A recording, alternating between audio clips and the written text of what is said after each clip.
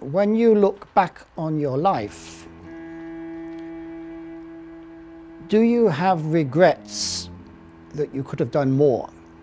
Then I went back and watched the violence last night, the vandalism, the disgusting things you see here, and I just cried. I lived in Hong Kong more than half my life. I love Hong Kong, I love China.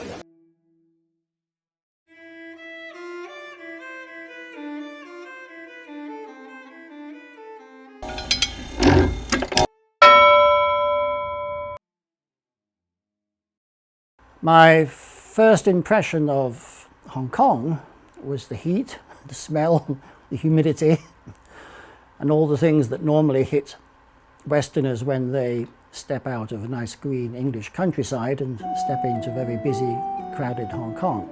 I'm English.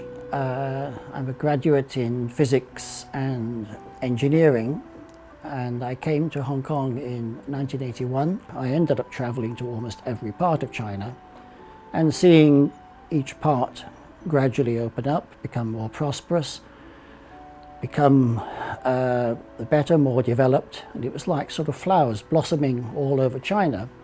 As far as I can see, China's growth has been incredibly fast, not just linear, but almost exponential. So fast, I think, it's taken the world by shock, because it's happened without the world really realizing that China has suddenly come from, by Western standards, a relatively poor country, to the second biggest economy of the world, and it's happened overnight.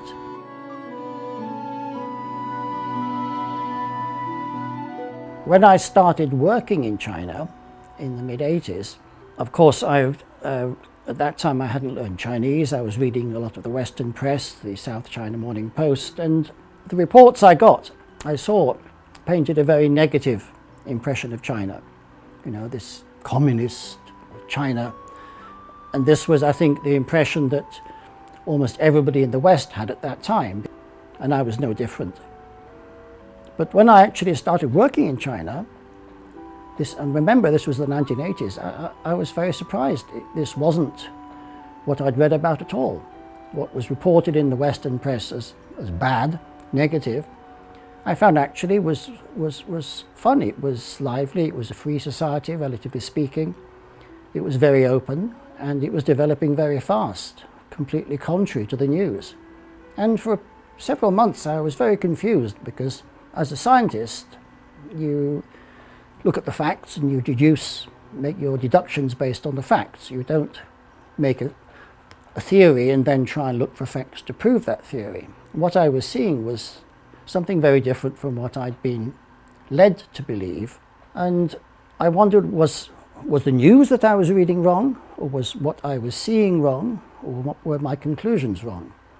And in the end, I came firmly to believe that what I was seeing was the truth, and what I was reading was basically negative, false news. So I think the situation now is far, far worse than it was back in the 80s. The West has gone backwards in terms of honest reporting about China. Western friends, they send me news reports by reporters who've been here, not just coming in for 1 or 2 days, but coming in for 3, 4, 5, 6 weeks, reporting about the protests in Hong Kong, going to China, reporting about China. And quite frankly, I'm totally shocked at what I read. I say, what country are you talking about? How can you consider this responsible reporting? What you're reporting is rubbish. It's just totally biased.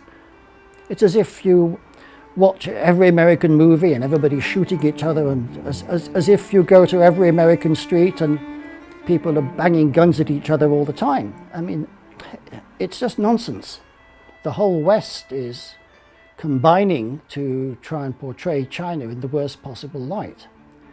They're reporting every tiny bit of bad news, the same about Hong Kong. They're not reporting the good things about China. They're not reporting the positive things. They're just focusing on things which appeal to Western readers, because they like to read bad news. They don't want to believe that China is developing so fast. They're scared, I think, to see China developing so fast and so suddenly. It's taken them by shock. I think this is a tragedy.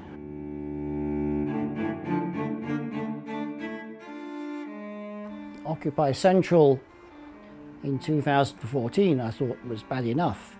I used to go out talking to the students at night and telling them what they were doing actually was not helping democracy, actually delaying, pushing back any chance of this happening in Hong Kong. What's happened in the last 6 months in Hong Kong, I think, is an absolute tragedy. It went from peaceful protests to violent protests to rioting to petrol bombs. There's a news report today that they've discovered a small group of people building fragmentation bombs in the new territory. And this doesn't even make headline news.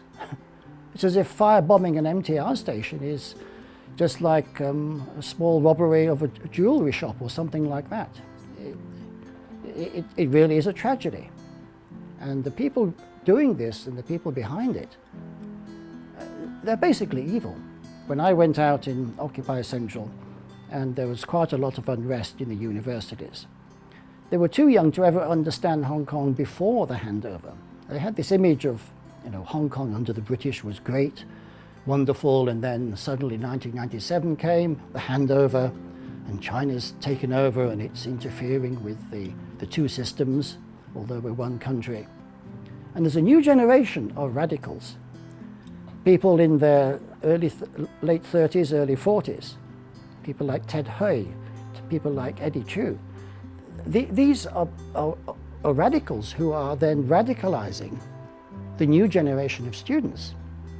In particular, since smartphones have become so prevalent, if you see any young person anywhere, they're in the lift, they're in the shopping, they're just looking at their smartphones 24 hours a day. And it's the simplest thing in the world to radicalize people who are receiving their news non-stop, 24 hours a day, just from their social media. What's happened now, I believe, is that we're 5 years further on.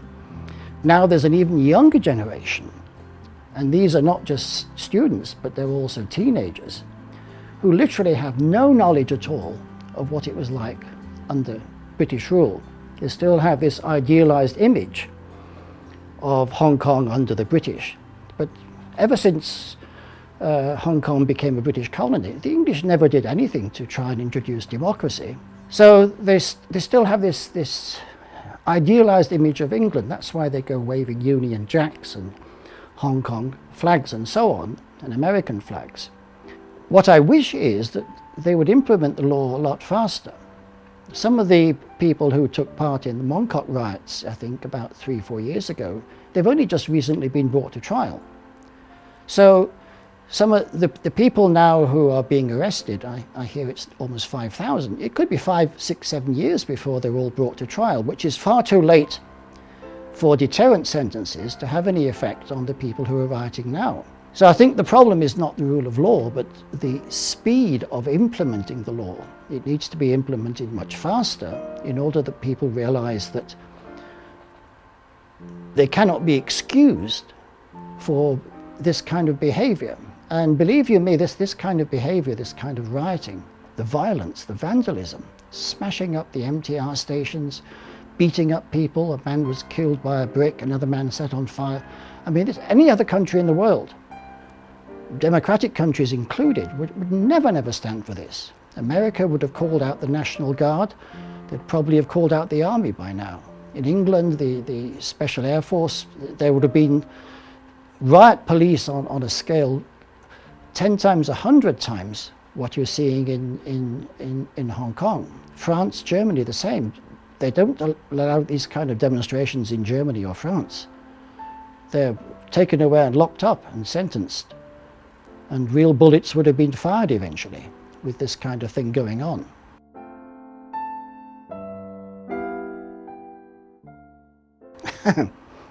Yes. Read some modern history. Read some modern history about the West, about England, about America. And read some very modern Chinese history. Don't stop at 1976 when Mao passed away and Deng took over. Read what's been happening in China. And go to China. Another problem, and this is, you can't deny this, Most of those young people who are protesting, I talk about the younger people, the under 25s, and those are the majority of the ones who are rioting. They have never been to China. They don't have mainland Chinese friends. They've certainly never worked in China. They have this twisted, distorted image of China, which is completely wrong. So I would say, go to China and see for yourself. Don't just take a couple of tourist trips and think you've seen China. Go and study there. Do a year's academic exchange in a Chinese university. Meet some real Chinese people. And do what I did in the 80s when I first started coming to China, working there. Instead of reading the newspapers, I went and looked and observed and saw myself what was going on, and I realized that what I was seeing was the truth.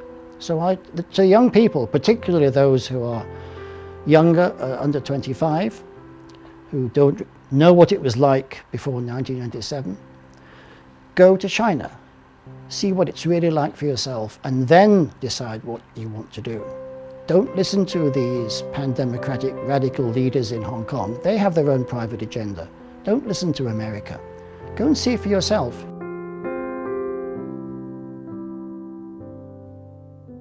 I think many people, when they get to retirement age or even past retirement age, they look back and say, actually, I was very selfish. I just thought about myself. I just thought about earning money.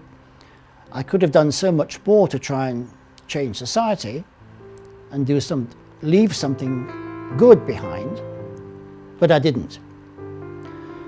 And so maybe the last years of their life they live in perpetual regret because they realize their conscience is not clean. I've made mistakes. I don't think anybody can make any progress without making mistakes, but when I've made mistakes, I've tried to correct those mistakes and learn from those mistakes. And I think that by contributing in whatever way I can, particularly now at these critical times, is doing the best I can. I'm actually quite glad because I believe that unless Westerners who lived and worked in China and can see the good things, unless we do speak out, the world will still be getting the negative news that I referred to beforehand. I think people like myself have a duty to speak out and try and get the truth across. I'm not sure how many people will see this interview eventually, how far it will go, but if it makes a little difference, then I'm happy to have made that little difference. No, Anne. I insisted no present. I would just rather shake hands with the three of you. Thank you. Thank you so much for your time.